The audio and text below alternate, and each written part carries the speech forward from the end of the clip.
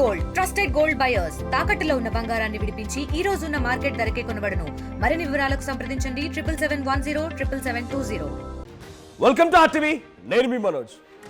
So full detail notification Telangana రాష్ట్ర వ్యాప్తంగా ఎన్నో రోజులుగా ఎదురు చూస్తున్నటువంటి ఆ స్థానికల ఎన్నికల పోరుకి స్కెడ్యూల్ విడుదలైంది. ఆ స్కెడ్యూల్ వివరంగా మీకు చెప్పే ప్రయత్నం చేస్తాను. సో మీలో ఎవరైనా సర్పంచులుగా, ఎంపీటీసీలుగా, జెడ్పీటీసీలుగా పోటీ చేసే వారు ఉంటే వెంటనే వారికి ఈ వీడియోని షేర్ చేసే ప్రయత్నం చేయండి. సో డీటెయిల్ నోటిఫికేషన్ నేను సిద్ధంగా ఉన్నాను.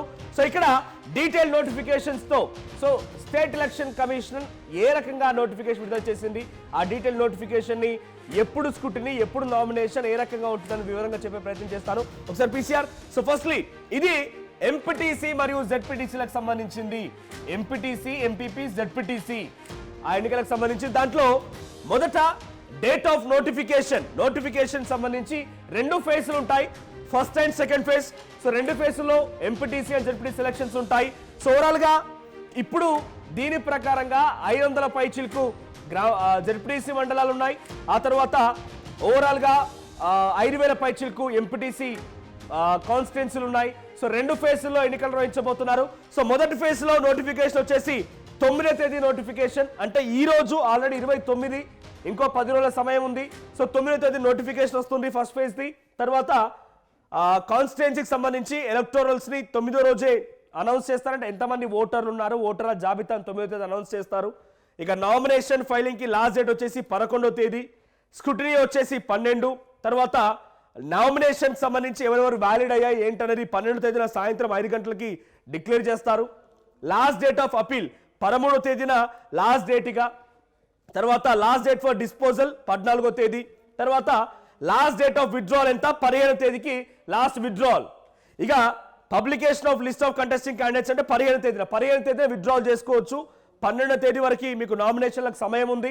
12 తర్వాత స్క్రూటినీ ఇవన్నీ జరుగుతాయి. సో 15వ తేదీ వరకు నా విత్డ్రావల్ చేసుకోవచ్చు. ఆ తర్వాత డేట్ ఆఫ్ పోల్ వచ్చేసి 23, first phase of MPTC and ZPTC ఎన్నికలకు సంబంధించి 23వ తేదీన ఎన్నికలు జరగబోతున్నాయి. సో 9వ తేదీన నోటిఫికేషన్ వస్తే ఆ రోజు నుంచి నామినేషన్ మొదలైతే 23వ తేదీ వరకు కూడా మనకు సుమారుగా డేట్ ఆఫ్ పోలింగ్ అంతా కూడా ప్రచారానికి సంబంధించి అన్ని రకాలుగా కోడ్ ఆఫ్ కండక్ట్ అమల్లో ఉంటాయి, రకరకాలుగా చర్యలు కూడా ఉంటాయి. సో అవన్నీ కూడా ఇంప్లిమెంట్ అవుతుంటాయి. 23వ తేదీన ఫస్ట్ ఫేజ్ సంబంధించి ఎంపీటీసీ, జెడ్పీటీసీ ఎన్నికలకి పోలింగ్. మరి రిజల్ట్ ఎప్పుడనంటే నవంబర్ 11. తర్వాత సెకండ్ ఫేజ్ ఎప్పుడు 13వ తేదీ. సో మొదటి ఫేజ్ నోటిఫికేషన్ వచ్చినాక 4 రోజులకి 13వ తేదీన సెకండ్ ఫేజ్. ఇకపోతే దాంట్లో సెకండ్ ఫేజ్ సంబంధించి 15వ తేదీన మీకు నామినేషన్ లాస్ట్ డేట్, తర్వాత 18వ తేదీన విత్డ్రావల్, తర్వాత 19 క్యాండిడేట్స్ లిస్ట్ అనౌన్స్ చేస్తారు. సో 27వ తేదీన 13 నుంచి 27 14 రోజుల సమయం ఉంది. 14 రోజుల సమయం అంతా కూడా ప్రచారానికి, తీర్థలకు అన్నిటికీ ఉపయోగించుకుంటుంటారు. తర్వాత 11వ తేదీన రిజల్ట్ నవంబర్ 11కి. సో రెండు ఫేజెస్ కలిపి ఒకేసారి రిజల్ట్స్ ఇస్తారు నవంబర్ 11వ తేదీ. ఒకసారి మీకు రఫ్ గా చూపించే ప్రయత్నం చేస్తాను. గ్రాఫిక్స్ ప్లే చేయండి పీసీఆర్. సో రఫ్ గా మీకు చూపిస్తే దాంట్లో రఫ్ గా చూపించే దాంట్లో చూడండి. మొదటి దశ జెడ్పీటీసీ అండ్ ఎంపీటీసీ ఎన్నికలకు సంబంధించి ఈ 4 డేట్స్ గుర్తుపెట్టుకోండి. ఒకటి నోటిఫికేషన్ అక్టోబర్ 9న విడుదలైతే ఆ రోజు నుంచి నామినేషన్ వేయొచ్చు, మొదటి ఫేజ్. ఇక చివరి తేదీ ఎప్పుడు, అక్టోబర్ 11కి చివరి తేదీ. ఏంటి, మీరు నామినేషన్ వేయడానికి మొదటి ఫేజ్ లో 11వ తేదీ చివరి తేదీ. పోలింగ్ ఎప్పుడు, అక్టోబర్ 23న మొదటి ఫేజ్ సంబంధించి పోలింగ్. ఇక కౌంటింగ్ వచ్చేసి నవంబర్ 11, రిజల్ట్స్ కూడా అదే రోజు అనౌన్స్ చేస్తారు. ఇకపోతే రెండో దశ జెడ్పీటీసీ అండ్ ఎంపీటీసీ ఎన్నికలకు సంబంధించి 13, 15, 27 and 11. సో అక్టోబర్ 13న నోటిఫికేషన్ వస్తుంది, ఆ రోజు నుంచి నామినేషన్ స్టార్ట్ అవుతాయి. ఆ తర్వాత అక్టోబర్ 15న నామినేషన్ సంబంధించి చివరి తేదీ. అక్టోబర్ 27న ఎలక్షన్స్ ఉంటాయి, నవంబర్ 11న రిజల్ట్స్ ఉంటుంటాయి. సో ఇవి బ్రీఫ్ గా. సో మీలో ఎవరైనా కనుక ఎంపీటీసీగా, జెడ్పీటీసీగా పోటీ చేయాలనుకుంటే వెంటనే ఈ వీడియోని వాళ్ళకి షేర్ చేయండి. ఈ డేట్స్ చాలా ఇంపార్టెంట్. సో ఈ డేట్స్ అన్ని కూడా చాలా ఇంపార్టెంట్. సరే, మరి ఫేజ్ 1, ఫేజ్ 2 రెండు ఉన్నాయి కదా, ఎప్పుడెప్పుడు ఏ ఫేజ్ లో వారిగా నిర్వహిస్తారని కూడా చెప్పే ప్రయత్నం చేస్తాను. ఒకసారి జిల్లాల వారీగా నెక్స్ట్ గ్రాఫిక్స్. సో జిల్లాల వారీగా ఎప్పుడెప్పుడు ఏ రకమైనటువంటి ఫేజ్ అనేది నీకు వివరంగా చెప్పే ప్రయత్నం చేస్తాను. వీడియో ఎండింగ్ లో చివరి వరకు చూడండి. సో ఇక సర్పంచ్ ఎలక్షన్కి సంబంధించి 3 ఫేజ్లు, first, second and third. So 3 ఫేజ్లు మొత్తం ఎన్నికల ప్రక్రియ మొత్తం కూడా 9వ తేదీ అక్టోబర్న నోటిఫికేషన్ ముందుగా జెడ్పీటీసీ, ఎంపీటీసీకి విడుదలైతే నవంబర్ 11 వరకు, అంటే సుమారుగా నెల 2 నెలల ప్రాంతంలో మొత్తం అయిపోతుంది. ఇక అక్టోబర్ 9 వరకు దాదాపుగా ఎంపీటీసీ ఎలక్షన్ సంబంధించి, జెడ్పీటీసీ ఎలక్షన్ సంబంధించి పూర్తయిపోతుంది. ఇక తర్వాత ప్రక్రియ కాస్త sarpanch elections the. So sarpanch election సంబంధించి ఫస్ట్ ఫేజ్ నోటిఫికేషన్ వచ్చేది 17వ తేదీన. తర్వాత మనకు దానికి అవకాశం ఎప్పటి వరకు ఉంటుంది? 19వ తేదీ. అంటే కేవలం 2 డేస్ 3 డేస్ మాత్రమే. 17, 18, 19 3 రోజులు మాత్రమే నామినేషన్కి. అటు ఎంపీటీస్ జెడ్పీటీస్ చూసినా ఇటు సర్పంచ్ చూసినా 3 రోజులు నామినేషన్. సో 19వ తేదీన వరకు మనకు నామినేషన్స్కి చివరి తేదీ.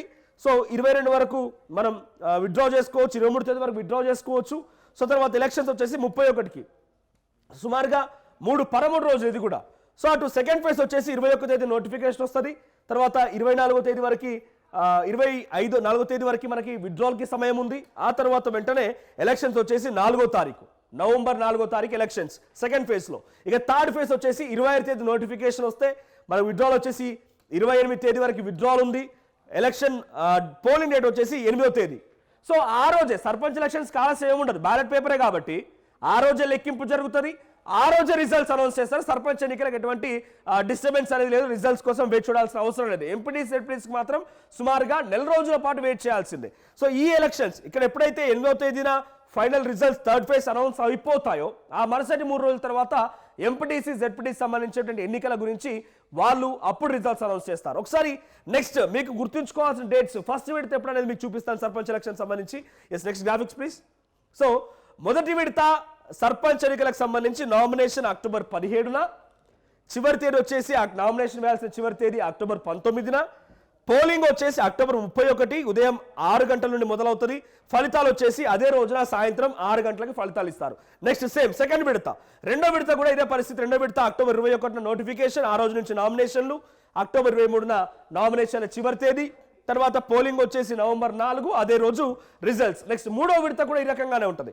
మూడో విడతలో అక్టోబర్ 25 నోటిఫికేషన్, ఆ రోజు నుంచి నామినేషన్లు, చివరి తేదీ వచ్చేసి అక్టోబర్ 27 ఆ రోజు నామినేషన్ సంబంధించి విత్డ్రాల్కి అవకాశం, ఆ రోజు నుంచి విత్డ్రాల్ అవకాశం స్టార్ట్ అవుతుంది. ఆ రోజు వరకు చివరి తేదీ నామినేషన్ వేయడం అనేది.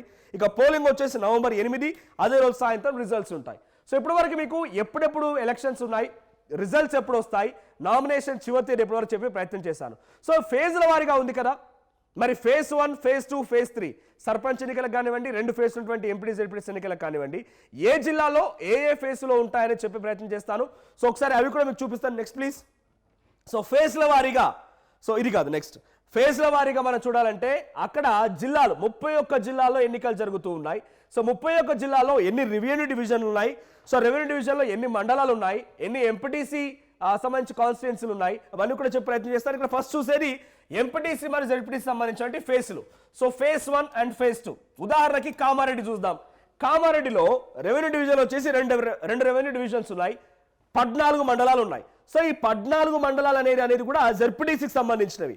సో 14 మండలాలు కామారెడ్డిలో ఉంటే కామారెడ్డిలోని 14 మండలాలు జెడ్పీటీసీ ఎన్నికలు అనేది మొదటి ఫేజ్లో జరుగుతాయి. అదే కామారెడ్డిలో 136 ఎంపీటీసీ స్థానాలు ఉంటే మొదటి ఫేజ్లో ఈ 136 అంటే 2 రెవెన్యూ డివిజన్లకు సంబంధించినటువంటి 14 జెడ్పీటీసీ స్థానాలకి 136 ఎంపీటీసీ స్థానాలకి కామారెడ్డిలో మొదటి ఫేజ్లో ఎలక్షన్స్ ఉన్నాయి.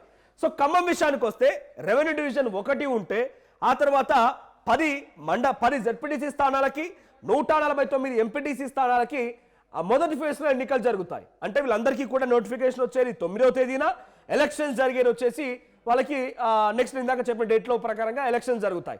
సో వీళ్ళందరికీ రిజల్ట్ అనౌన్స్ అయ్యేది 11వ తేదీ. ఉదాహరణకి మనం ఒక ఏదైనా అనీవన్గా తీసుకుందాం, ర్యాండమ్గా తీసుకుందాం. ములుగు ఉంది, ములుగులో ఒక రెవెన్యూ డివిజన్ ఉంది.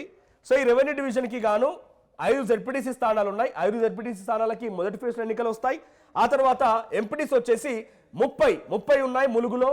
సో మొదటి ఫేజ్లో 30 ఎంపీటీ స్థానాలకు ఎన్నికలు జరుగుతాయి. మరి రెండో ఫేజ్ విషయానికి వస్తే ర్యాండమ్గా నేను పెద్దపల్లి తీసుకుంటున్నాను. పెద్దపల్లిలో రెవెన్యూ డివిజన్స్ వచ్చేసి సెకండ్ ఫేజ్కి వచ్చేసరికల్లా ఒక రెవెన్యూ డివిజన్ 6 జెడ్పీటీసీ స్థానాలకి తర్వాత 29 ఎంపీటీసీ స్థానాలకి ఎన్నికలు ఉండబోతున్నాయి. సో దీంట్లో ఏ జెడ్పీటీసీ స్థానాలకి ఏ ఎంపీటీసీ స్థానాలకు అనేది ఇంకా ఫర్దర్ నోటిఫికేషన్లో, అంటే ఇంకా ఫర్దర్గా వచ్చే నోటిఫికేషన్లో కానివ్వండి, లేకపోతే జిల్లాల వారీగా ఎప్పుడెప్పుడు అక్కడ 6 రిటర్నింగ్ అధికారిగా ఉండేది జిల్లా కలెక్టర్ గారు. సో జిల్లా కలెక్టర్ రిటర్నింగ్ అధికారిగా ఉంటారు కాబట్టి మరి ఎప్పుడెప్పుడు ఏ ఫేజ్లో ఏ మండలం వస్తుంది, ఏ ఎంపీటీసీ కాన్స్టిట్యున్సీ వస్తుంది బహుశా అప్పుడు విడుదల చేసే అవకాశం ఉందేమో. ఒకసారి సర్పంచ్ ఎలక్షన్ గురించి చూద్దాం. సర్పంచ్ ఎలక్షన్ సంబంధించి 3 ఫేజ్లు. సో సర్పంచ్ ఎలక్షన్స్లో 3 ఫేజెస్ ఉంటాయి. Phase 1, phase 2 and phase 3. ఈ 3 ఫేజెస్ కలిపి ఉదాహరణకి నేను సేమ్ మళ్ళీ కామారెడ్డి తీసుకుంటే కామారెడ్డి మొత్తం కలిపి 3 రెవెన్యూ డివిజన్స్ ఉన్నాయి. సో మొదట ఫేజ్లో కామారెడ్డిలో నో ఎలక్షన్స్, మొత్తం జీరో. ఇక్కడ చూడండి, మొదటి ఫేజ్లో ఇక్కడ వరకు మొదటి ఫేజ్ ఉంటే కామారెడ్డిలో నో ఎలక్షన్స్ మొదటి ఫేజ్లో. సో సెకండ్ ఫేజ్ వచ్చేసి 2 డివిజన్స్ ఉన్నాయి, 2 డివిజన్స్కి సంబంధించి ఎలక్షన్స్. దాంట్లో ఎంత 266 గ్రామ పంచాయతీలకు సంబంధించి, తర్వాత 2340 గ్రామ వార్డులకు సంబంధించి ఎన్నికలు ఉంటాయి సెకండ్ ఫేజ్లో. సో అటు థర్డ్ ఫేజ్కి వచ్చేసరికల్లా మళ్ళీ సెకండ్ ఫేజ్, అంటే సెకండ్ ఫేజ్లో ఇక్కడ సెకండ్ ఉంది, కానీ ఇక్కడ మనం చూస్తే మొత్తం రెవెన్యూ డివిజన్ వచ్చేసి 3. అంటే ఈ రెవెన్యూ డివిజన్లో కూడా ఒక దాంట్లో సగం, మళ్ళీ వచ్చేదాన్ని ఇంకో దగ్గర సగం. అంటే ఎట్ ఎ టైం జిల్లా మొత్తం ఒకే దగ్గర ఎన్నికలు పెట్టడం అంటే సర్పంచ్ ఎన్నికలు ప్రతి గ్రామంలో ఉంటాయి కాబట్టి యంత్రాంగం సరిపోదనే ఉద్దేశంతో దానిని డైవర్సిఫై చేస్తూ ఉంటారు. సో ఇక్కడ జయశంకర్ భూపాలపల్లి మొత్తం రెవెన్యూ డివిజన్లు 2. మొదటి ఫేజ్లో నో ఎలక్షన్. రెండో ఫేజ్లో ఒక రెవెన్యూ డివిజన్కి సంబంధించి 58 గ్రామ పంచాయతీలకి 522 గ్రామ వార్డులకు సంబంధించి ఎన్నికలు ఉంటాయి. తర్వాత మళ్ళీ ఒక రెవెన్యూ డివిజన్ వచ్చేసి రెవెన్యూ ఫేజ్ నెంబర్ 3. సో దీంట్లో సుమారు 156 88 గ్రామ పంచాయతీలకి 768 గ్రామ వార్డులకు సంబంధించి ఎన్నికలు. సో ఈ రకంగా ఫేజ్ల వారిగా నిర్ణయించారు. మరి ఫైనల్గా మీ గ్రామ పంచాయతీలో ఏ ఫేజ్లో ఉంటాయి, ఎప్పుడు అక్కడ ఎన్నికలు నిర్వహిస్తారనేది రిటర్నింగ్ అధికారి వంటి కలెక్టర్ నిర్ణయించే అవకాశం కనబడుతోంది. సో ఇది ఫేజ్ల వారీగా ఎప్పుడెప్పుడు ఎక్కడ ఎన్నికలు ఉంటాయనేది. సో సిద్ధంగా ఉన్నారు కదా. సో ఇప్పటికే చాలా 2 ఏళ్ళు అవుతోంది సర్పంచ్ లేని గ్రామాలుగా వెలవెలబోతున్న పరిస్థితి కనబడుతుంది. దాదాపు 2 ఏళ్ళు కావచ్చింది. సో అంతా సిద్ధంగా ఉన్నారనుకుంటే నాకు తెలిసి బహుశా యువతకు అవకాశం కల్పించండి, bring youth in to the politics అని చెప్పడమే కాదు, దాన్ని ఆచరణలో పెట్టాల్సినటువంటి బాధ్యత కూడా అటు రాజకీయ పార్టీలకి, మీ పైన, నా పైన, మనందరిపైన ఉంది. సో యువతని కొంత ప్రోత్సహించండి. మీ గ్రామాల్ని అభివృద్ధి చేసేటువంటి అవకాశం ఎవరి చేతిలో పెడితే బాగుంటుంది అనుకుంటున్నారో వారు ఎన్నుకునే ప్రయత్నం చేయండి. సో మీ ఫ్రెండ్స్ ఎవరైనా కనుక సర్పంచ్, జెడ్పీటీసీ, ఎంపీటీసీలుగా పోటీ చేసేవారు ఉంటే వారికి ఈ వీడియోని షేర్ చేయండి డీటెయిల్ నోటిఫికేషన్ కోసం. తెలుగులో న్యూస్ కి ఫాస్టెస్ట్ యాప్ ఇప్పుడు టోటలీ న్యూ అవతార్లో జస్ట్ 5 seconds లో కంప్లీట్ న్యూస్. సోషల్ మీడియాలో ట్రెండ్స్ కి one stop solution. Live TV app voice search option తో ఇప్పుడే డౌన్లోడ్ చేయండి లేదా అప్డేట్ అయిపోండి. యాప్ లింక్ డిస్క్రిప్షన్ లో ఉంది.